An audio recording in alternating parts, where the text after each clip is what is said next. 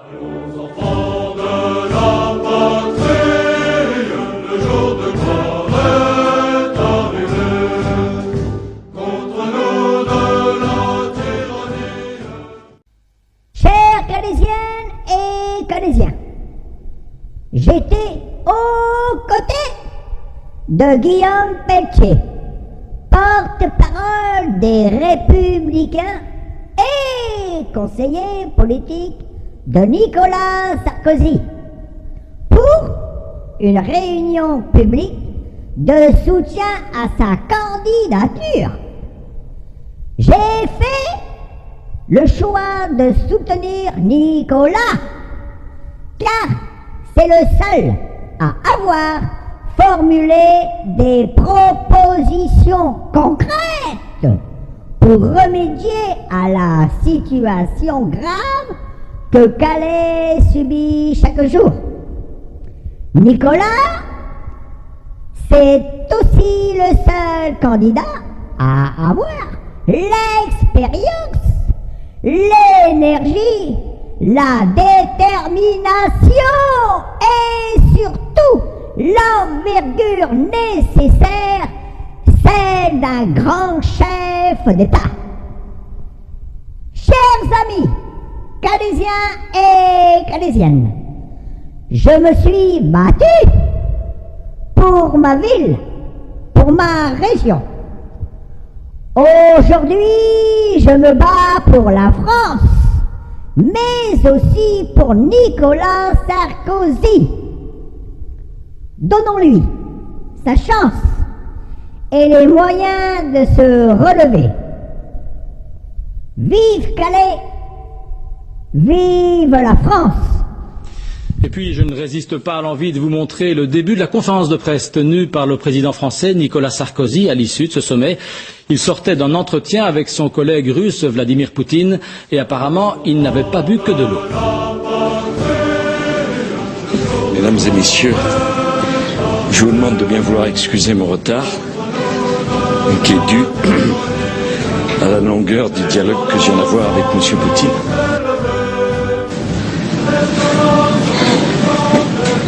Qu'est-ce que vous préférez, que je réponde aux questions? Alors, y a-t-il des questions? Allez-y. Oui.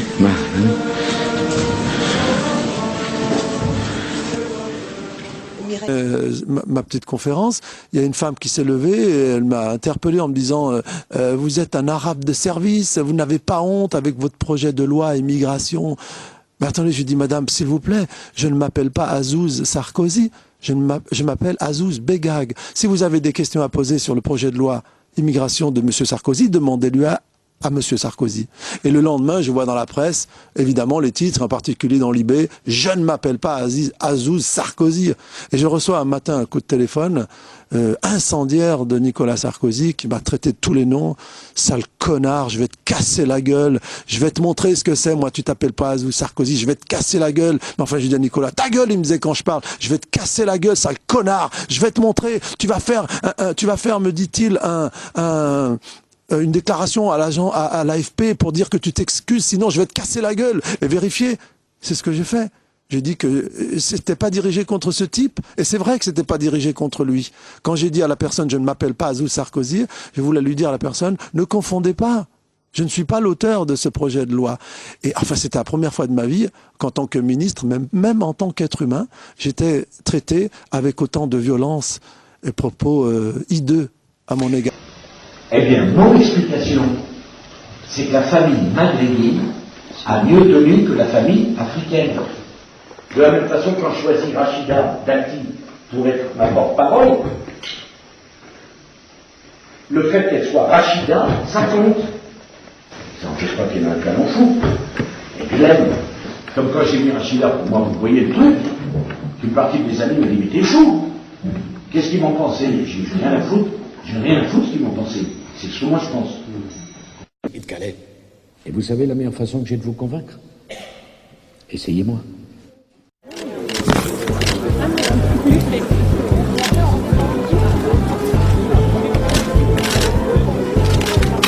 Messieurs.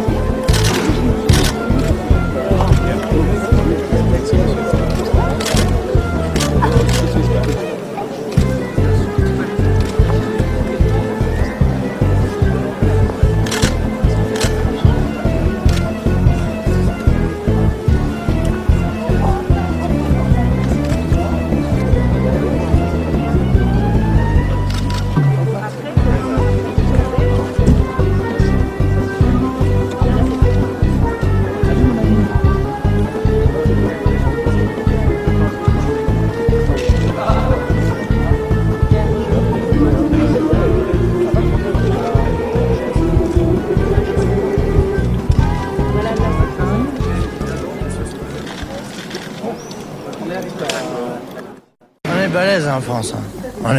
Il y a des trucs on est vachement balèze. Hein. Pour tout, mais il y a des trucs on est vachement... Il y a des trucs... Ah si.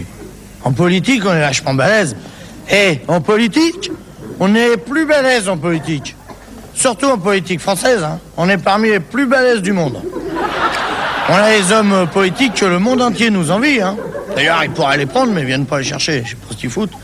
Sans ça, nous, on leur donne. Hein. Bon, un bon discours politique par deux choses très importantes. Un bon début, une bonne fin. Et si possible, que les deux soient le plus près possible l'un de l'autre. Française, Français, faut avoir deux choses. Un bon travail, une bonne santé. Vous avez une bonne santé, j'ai un bon travail. On va s'arranger. Parce que normalement, il y en a tout le temps qui gaulent du pognon, on dit « il est parti avec la caisse ». Normalement, on n'a pas le droit de piquer dans l'État. C'est écrit dans la Constitution de 1958.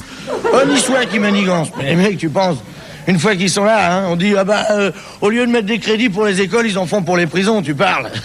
Quand t'es ministre, il y a un truc que t'es sûr, c'est que tu retourneras pas à l'école. Hein. Tandis qu'en prison, faut le voir.